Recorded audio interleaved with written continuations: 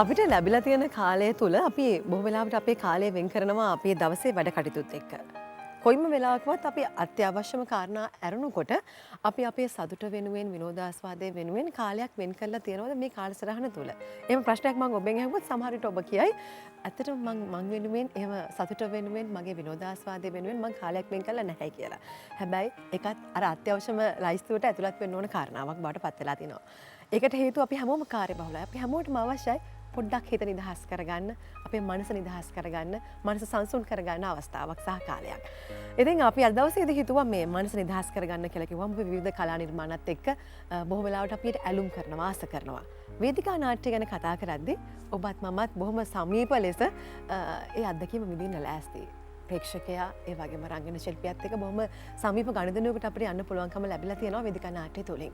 ඉතින් ඔබ දන්නවා පසුගිය කාලවකවානුව තුළ ශ්‍රී ලංකාවේ ලෝකයේ පුරාවට COVID-19 වසංගත තත්ත්වයක් එක්ක මේ සියල්ල ඇන හිටියා. අපි විනෝදාස්වාදය පොඩ්ඩක් පැත්තකට තියලා අපි අපේ ජීවිත ගමන ඉස්සරහට ගෙනියන ලොකු සටනක අපි නිරත වුණා. හැබැයි අපි ආයෙමත් මේ දේවල් නැත තත්ත්වයට පත් කරගෙන සුපුරුදු විදියට අපේ කටයුතු කරගෙන ලෑස්ති වෙලා ඉන්නවා. ඉතින් මෙන්න මෙතෙන්දී වේදිකා නාට්‍ය පැත්තෙන් මොන වගේ ආරම්භයක්ද ආයෙමත් අපි කිව්වොත් රීලොන්ච් එකක් වගේ දෙයක් කරන්න බලාපොරොත්තු වෙන්නේ කියලා ඔන්න ඒකට අපේ කලා ශාස්ත්‍රයේ දැවැන්තයන් දෙන්නෙක් ඒ ආරම්භය අරගෙන තියෙනවා. අපිත් එක්ක අද දවසේ සම්බන්ධ වෙනවා ප්‍රවීණ චිත්‍රපට අධ්‍යක්ෂ ජයන්ත චන්ද්‍රසිරි මහත්මයා අයිබෝන් කියලා පිළිගන්නවා. ඒ වගේම ප්‍රවීණ රංගන ශිල්පී ශ්‍රියන්ත මෙන්ඩිස් මහත්මයා අපිත් එක්ක සම්බන්ධ වෙනවා අයිබෝන් කියලා පිළිගන්නවා. හොඳයි. දැන් මේ දැවැන්තයන් දෙදෙනෙක් එකතු වෙලා මේ ලොකු වැඩක් කරන්න යන්නේ. මම මුලින්ම කැමතියි ජයන්ත මහත්මයාගෙන් අහන්න මොකක්ද ඇත්තටම මේ අලුත් වැඩේ මේ වේදිකා නාට්‍යයත් එක්ක ඇත්තටම රීලොන්ච් එකක්ද මේ වෙන්නේ? වාසනා කියපු දෙකීම මේ කතාව පටන් ගන්න පුළුවන්. අපේ ජීවිත මිනිසුන්ගේ ජීවිතවල මේ දැන් කන බොන ජීවිත වගේම නොකන නොබන ජීවිතයකුත් තියෙනවා අපිට. ඒ නොකන නොබන ජීවිතයට අපි කියනවා භාවමය ජීවිතය කියලා. ඇත්ත වශයෙන්ම මේක ඔය කන බොන ජීවිතය වගේ වැදගත්.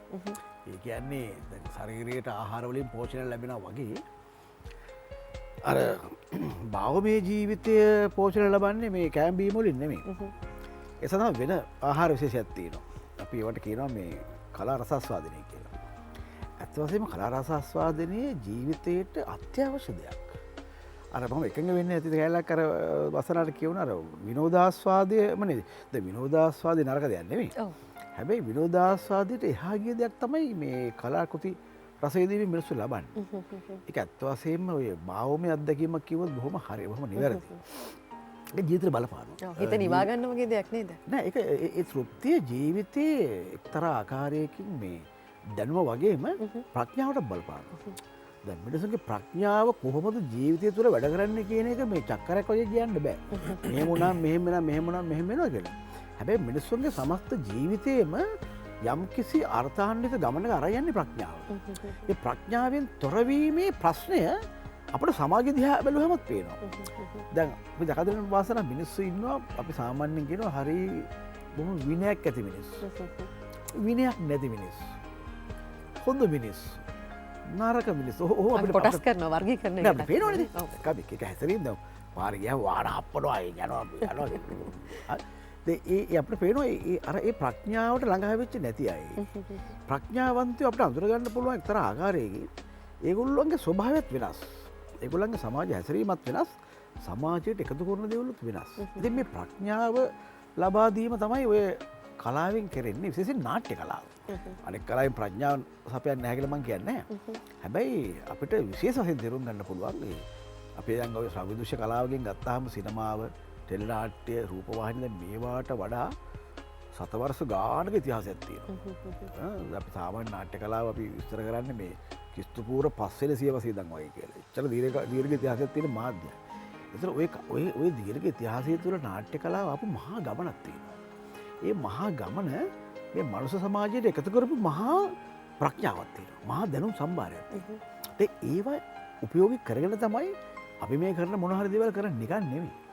අපි අරවැයම අර ක්‍රිස්තු පූර්ව 5 වෙනි සියවසේ ඉඳන් අපි උරුමකාරවෝ. ඒතකොට ඒ උරුමකරුවෝ තමයි දැන් මේ කොරෝනා වසංගතයේ වෙලාවේ තීරණය කරන්න මේ නාට්‍යකාරු කණ්ඩායමක් එකතු වෙලා මේ අපි මේ වෙලාවේ අපි හැමෝම මේ අයිතිවාසිකම් ගැන කතා කරගෙන ඉන්නවානේ. අපි කරන අයිතිවාසිකම් නෙමෙයි අපි යුතුයකම් ගැන කතා කරමු.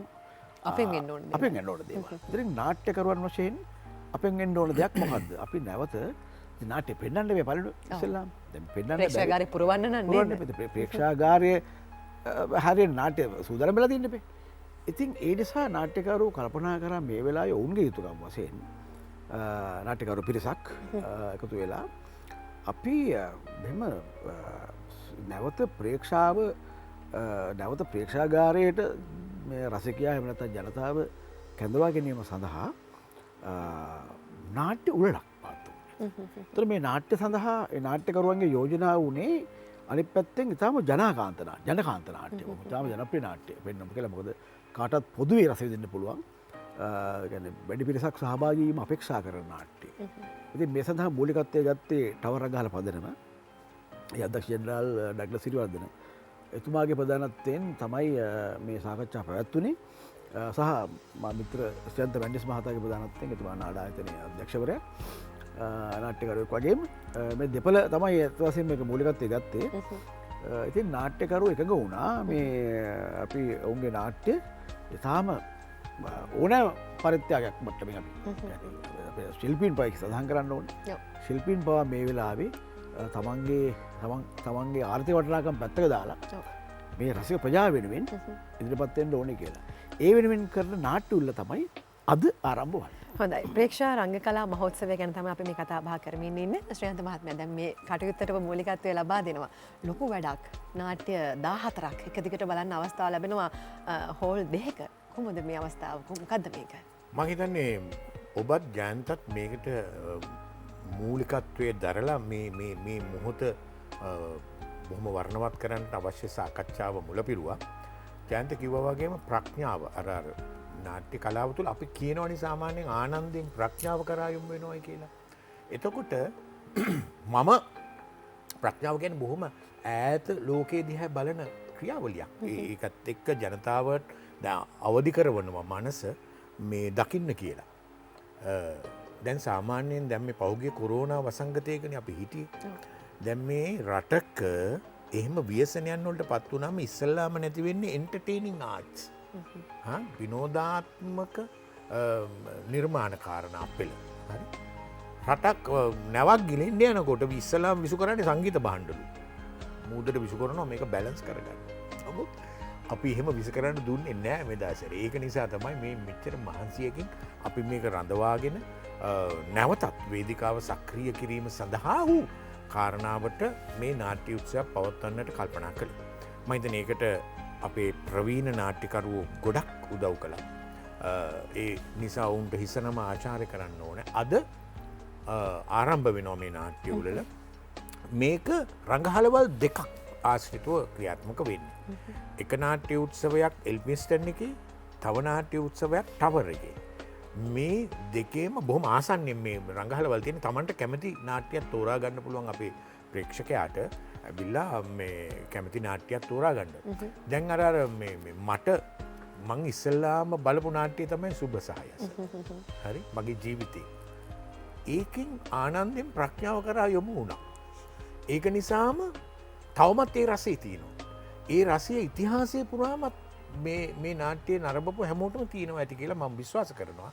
මොකද 1974 මැයි මාසේ 13 වෙනිදා මුලින්ම ඩුම්බිනි රඟහලේදී සයිමන් නවගත්තේගමයන්ගේ මේ නාට්‍ය ආරම්භ කරලා අද වෙනකොට දර්ශන 5000ක් 6000ක් වෙන්නලත් ඇති. නමුත් තවත් ප්‍රේක්ෂකාගාරයේ කැමති නාට්‍ය බලන්න. මනමේ නාට්‍ය පටන් අරගත්තේ 1956 දී. අද වෙනකම් ප්‍රේක්ෂකාගාරයේ කැමැත්තෙන් ඉන්නවා. ඉතින් ඒක නිසා අපි ස්තුතිවන්ත වෙනවා අපේ ප්‍රේක්ෂකයාට. මොකද නැවත නැවත මේ නාට්‍ය නරවන්නට ඔවුන් දක්වන සහයෝගය සහ ඔවුන්ගේ කැමැත්ත පිළිබඳව. ඒක නිසාම අද සයිමන් නවගත්තේගමයන්ගේ සුබ සහයස නාට්‍යයෙන් තමයි නාට්‍ය උළෙල එල්පින්ස්ටන් රඟහලේ ආරම්භ වන්නේ. ඒකට සමගාමීව හෙන්රි ජයසේනයන්ගේ හුණුවටේ කතාව ටවර් රඟහලේ ආරම්භ වෙනවා. මේක ලංකා ඉතිහාසයේ පළවෙනි වතාවට තමයි මේ රඟහලවල් දෙකක් ආසන්නෙම තියෙන රඟහරවල් දෙකක නාට්‍ය උත්සවයක් පැවැත්වෙනවා. සවස් 3ට සවස් 6යි තියෙන්නේ. සවස් 3ට පටන් ගන්නවා ඒක 3ට සහ 6යි එල්ෆින්ස්ටන් රඟහලේ. Elphinstone රඟහලේ 6:30ට tower රඟහලේ 6ට. මම හිතන්නේ අද මේ නාට්‍ය උත්සවේ තමන් කැමති නාට්‍යයක් බලන්ට ඔබගේ මනස ඇත්තුළ යම්සි කැමැත්තක් තිබේ නම් මෙන්න මේ අවස්ථාව උදා කරගන්න කියලා අපි ඉල්ලනවා. බොහොම සරල සහනදායී රටාවකට තමයි නාට්‍ය උත්සවය පැවැත්වෙන්නේ. ඒක නිසා ඒක බොහොම මේ සෞඛ්‍ය ආරක්ෂිත වැඩපිළිවෙල යටතේ නිරෝධාන ක්‍රියාවලියට අනුකූලව තමයි මේ නාට්‍ය උත්සවය පැවැත්වෙන්නේ. ඒක නිසා මේ වගේ මේ දැන් ජයන්ත මීටරයකට එහා ඉන්නේ මගේ. ඒ වගේ මීටරයකට එහායින් ඉඳගෙන තමන්ට රිසිසේ නාට්‍ය උලල නරවන්නට අවස්ථාව තිබෙනවා. අපි ආරාධනා කරනවා බොහොම ආදරයෙන් ගෞරවයෙන් ප්‍රේමයෙන් ලෙන්ගතුව එන්න හැමෝම ඇවිල්ලා නාට්‍ය උත්සවය බලන්න. අර කිව්වා වගේම මේ අප තුළ තියෙන ජයන්ත කිව්වේ මේ සංස්කෘතික මිනිසා අපිට ඒ මිනිසාට අපි ආහාරයක් ලබා දෙන්න. අපි හැමදාම කන බොනවා වගේ නෙමෙයි. ඒ සංස්කෘතික මිනිසා සඳහා වන සුවිශේෂ වූ ආහාරය තමයි අපි මේ වේදිකාව මත ප්‍රක්ෂේපණය කරන්නේ. හොඳයි. ඉතින් අපි සූදානම් මේ ගැන කතා බහ කරන්න වේදිකා නාට්‍යයක් රස විඳින්න ඕන අපිට අවස්ථාව ලැබිලා තියෙනවා. එකක් නෙමෙයි වේදිකා නාට්‍ය 14ක් ගැන මේ කතා කරන්නේ. ඉතින් අපි කෙටි විරාමයක් අරගෙන ආයෙත් කතා බහ කරමු.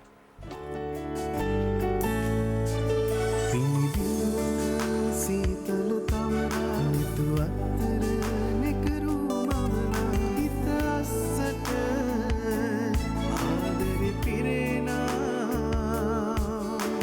ජීවිතයට ඉඩ දෙන්න.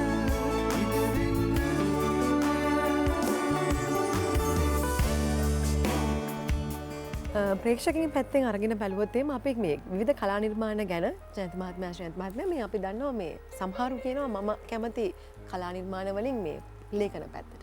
තවත් සමහරු කියනවා මම කැමති චිත්‍රපට බලන්න. තවත් සමහරු කියනවා මම කැමති ටෙලි නාට්‍ය බලන්න. මේ විදිහට පොඩි කොටස් ටිකක් තියෙනවානේ. මෙතෙන්දී වේදිකා නාට්‍ය හැමෝම බලන්න නැති වෙන්න පුළුවන්. බොහොම විශේෂ කොටසක් අපි කියමු බොහොම පිරිසක් එක කොටසක් තමයි මේකට එකග වෙන්නේ. කැමති වෙන්නේ. මේ ගැන ඔබතුමාගේ අදහස මොන වගේද? ඒකට එක ප්‍රධාන හේතුවක් තමයි මේ වේදිකා නාට්‍යයේ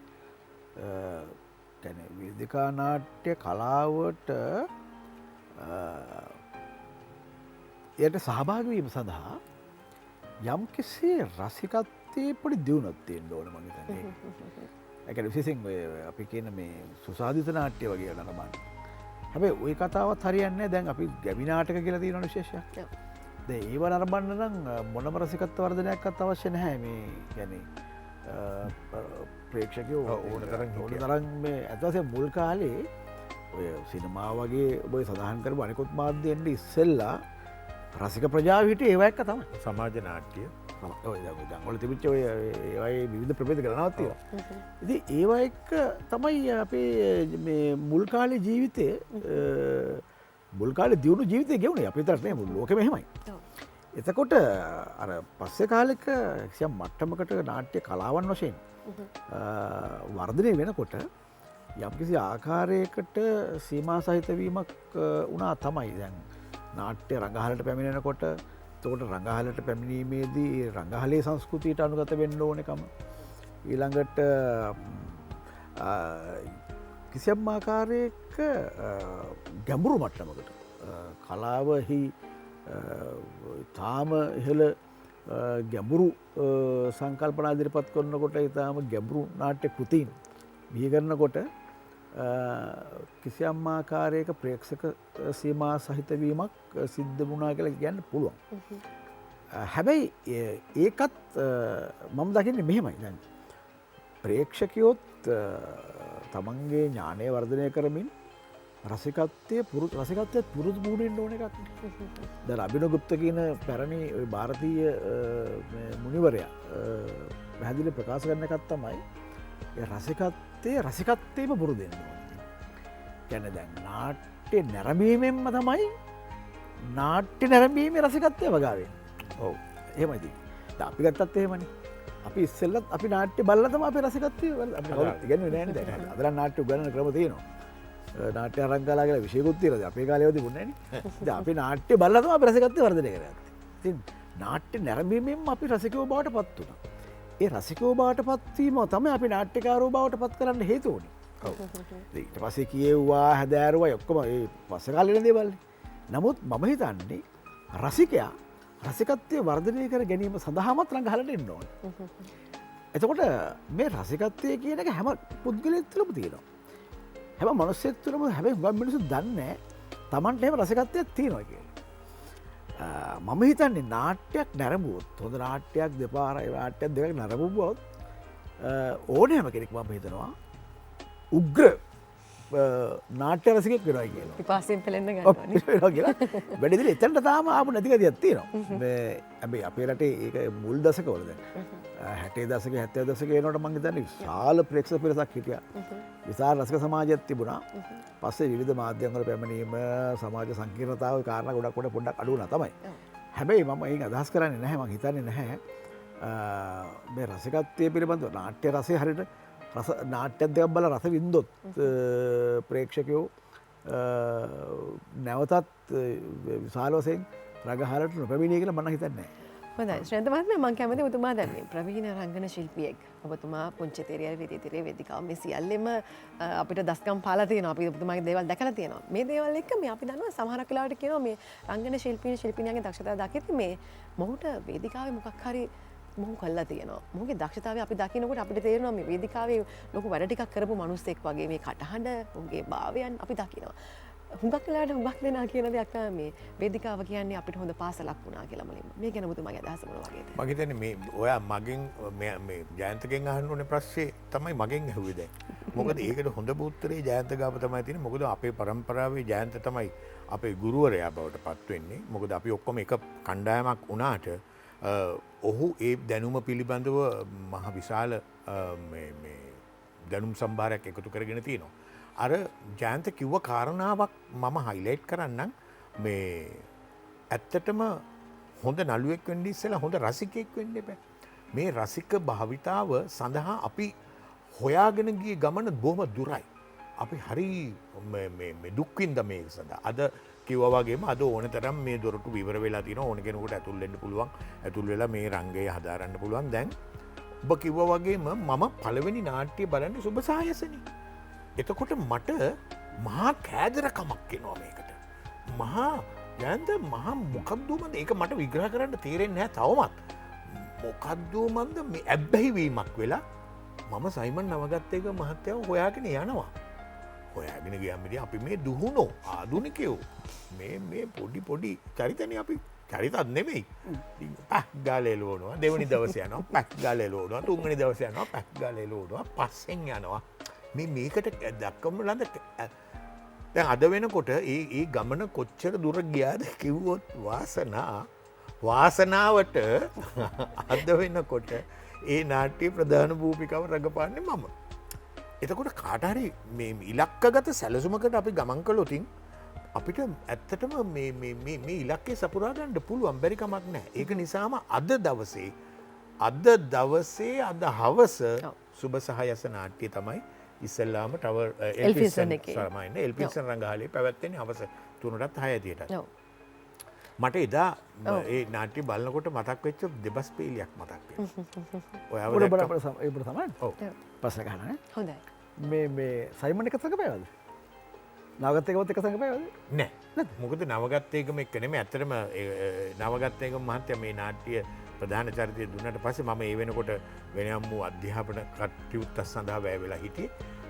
ඒ නිසා මං ඒ අවස්ථාව ජයලත් මනෝරත්න මහත්තයාට. එතකොට ජයලත් මනෝරත්න මහත්තයා මමයි රඟපෑවේ. යම්සි කාලයක්. සයිමන් නවගත්තේකමට ඉස්සෙල්ලා උපාලි අත්තනායක මහත්තයා රඟපාලා තිබ්බා. ඊට පස්සේ සයිමන් නවගත්තේකම ඊට පස්සේ ජයලත් මනෝරත්න ඊට පස්සේ මම. මම හිතන්නේ මේ යුග අපි මේක ගෙනාවා. ඒක නිසා තමයි අද හවසත් මේක පේන්නේ. ඔයාව දැක්කම මට දෙබසකුත් මතක් වෙනවා වාසන. කමක් නැද්ද කිව්වට මේක? මං කියන්නේ අපි හොඳම වෙලාවනේ මේක දෙබසක අපි කියන්න ඕනේ. මේ විරාමයෙන් පස්සේ ඒකනේ කතා කරමු.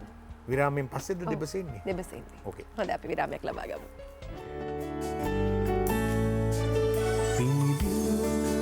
සීතල තවරා නිතු අත්තර නෙකරු මමනා හිත අස්සට ආදරෙ පිරෙනා ජීවිතයට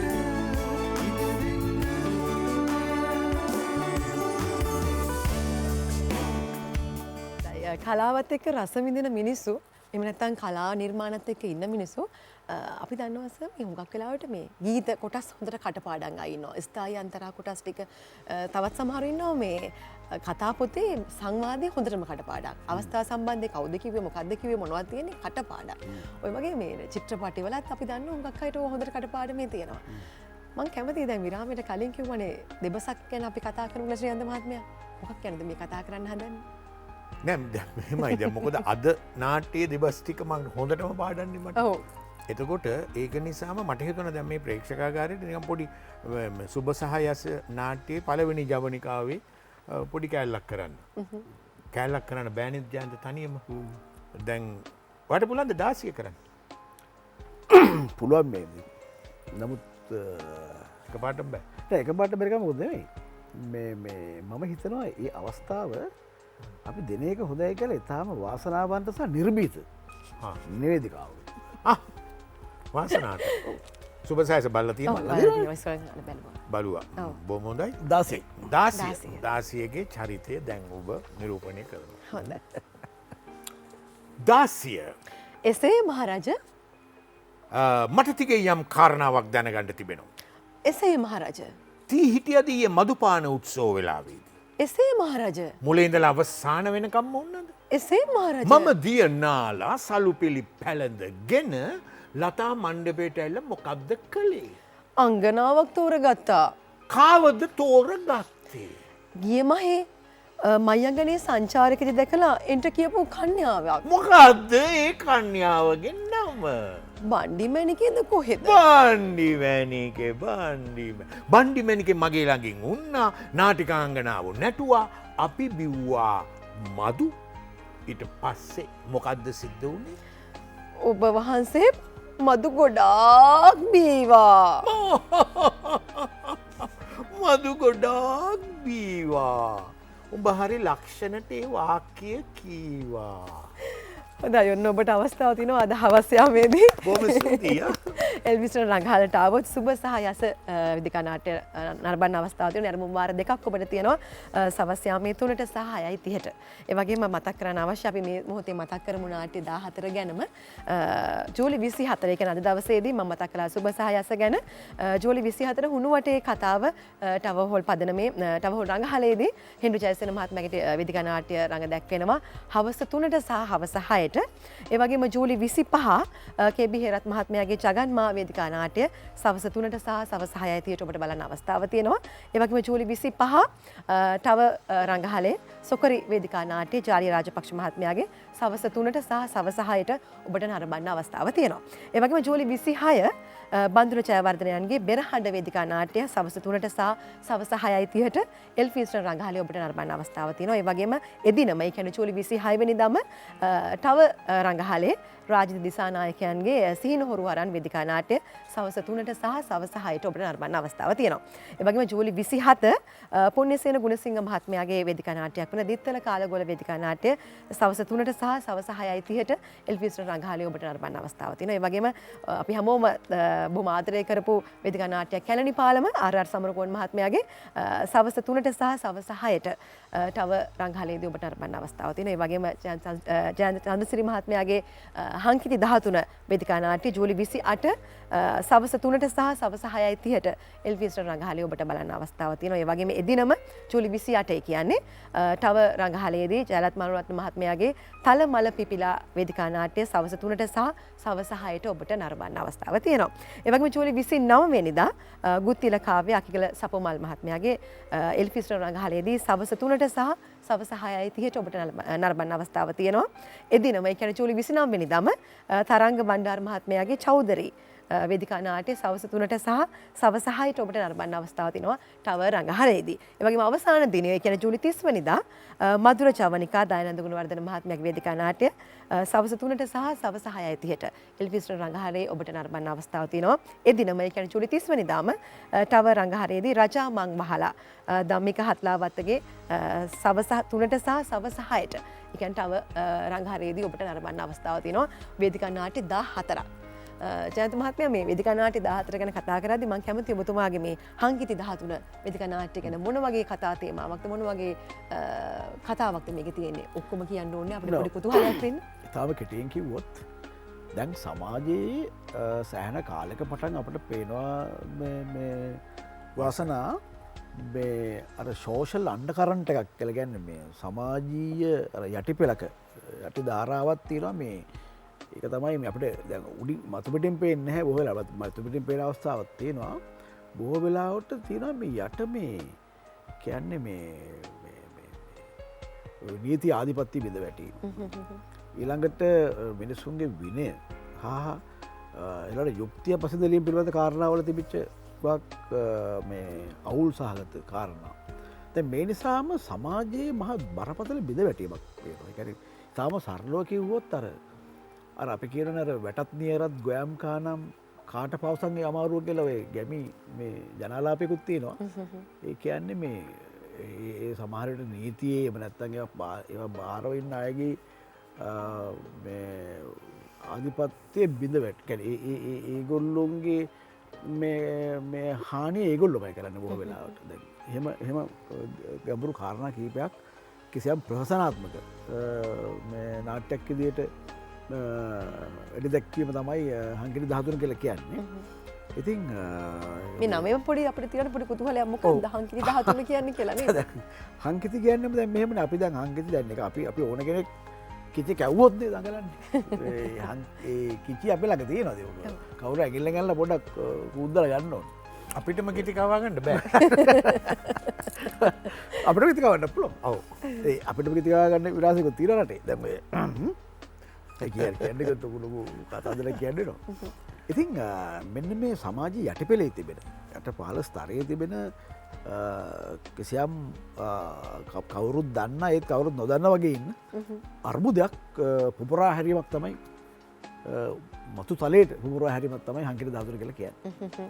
හොඳයි හංගිරි 13 ඔබට බලන්න පුළුවන්කම තියෙනවා ජූලි 28 වෙනිදා එල්ෆීස්ටර් රංගහලේදී සවස් 3ට සහ සවස් 6:30ට. ඉතින් තව දේවල් තියෙනවා බොහොම රසවර කතා ගොඩක් කතා කරන දවසේදී රංජනන් අපිත් එක්කම මේ ජීවිතේ ඉබදෙන්න. සීතල තවරා නිතු අත්තර නෙකරු මවනා හිත අස්සට ආදරෙ පිරෙනා ජීවිතයට ඉදවෙන්න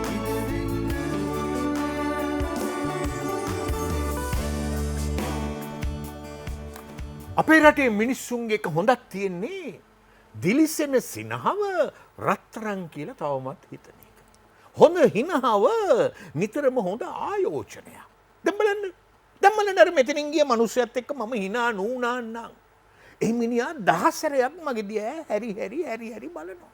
20 සැරයක් කල්පනා කරනවා මෙයා මේ වෙලාවේ ස්ටේෂන් එකේ මොකද කරන්න කියලා.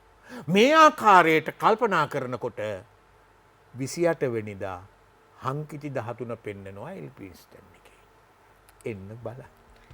හංකිති 13 බැලුවා වගේ හැඟීමක් ආවා. ඊටු ටිකක් අපිට අහන්න තිබ්බනම් හොඳයි. කාල වේලාව අපිට හරස් වෙනවා. අපි අවසාන විනාඩි කිහිපේ ඉන්නේ. ශ්‍රියන්ත මහත්මිය අපි ආරාධනා කරමු අද ලොකු වැඩක් වෙනවා හවස මේ 3ට එල්ෆ්‍රෙන්ස් රංගහලේ මේ දේවල් පටන් ගන්න කලින් උත්සවය ගැන පොඩ්ඩක් යමක් මතක් කරමු ප්‍රේක්ෂකයන්ට. ඔව් මම හිතන්නේ මේක ලංකා ඉතිහාසයේ ඉතාමත්ම සුවිශේෂ අවස්ථාවක්. මොකද විශේෂ නාට්‍යකරුවන් 14 දෙනෙක්ගේ නාට්‍ය 14ක් රංගහලවල් දෙකක බොහොම සමීපේ තමන්ට රුචි ආකාරයට තමන්ගේ දරුමල්ලොත් එක්ක ඇවිල්ලා නාට්‍ය බලන්න පුළුවන් ආරක්ෂිත වැඩපිළිවෙල යෝජිතයි. ඒක නිසා මම හිතන්නේ කිසි බයක් හැකක් වෙන්න උවමනාවක් නැහැ. හැමෝටම අසුනක් තියෙනවා. ඒ අසුන ආරක්ෂිතයි. ඒක නිසාම නාට්‍ය කලාවේ ප්‍රවර්ධනයට ඔබේ දරුවන්ට මේ ආනන්දයෙන් ප්‍රඥාව කරා ඔසවා තබන්නට මම හිතන්නේ මේ නාට්‍ය උත්සවය හේතු වාසනා වේවා කියා ප්‍රාර්ථනාම් කරනවා. හොඳයි. ජයන්ත මහත්මයා ඔබතුමාට ඇති යමක් අවසාන වශයෙන් කියන්න. මට කියන්න තියෙන්නේ මේ ටිකක් දුර්ලභ අවස්ථාවක් කියලා. මොකද තාම ජනප්‍රිය නාට්‍ය ටිකක් එකලංග පෙරෙන එක අරක ඒතර අපහසුවකුත් නැතුව එන්න පුළුවන් අගනුවර තාම පහසුම ස්ථානයකයි රංගහල් දෙක පිහිටා තිබෙන්නේ.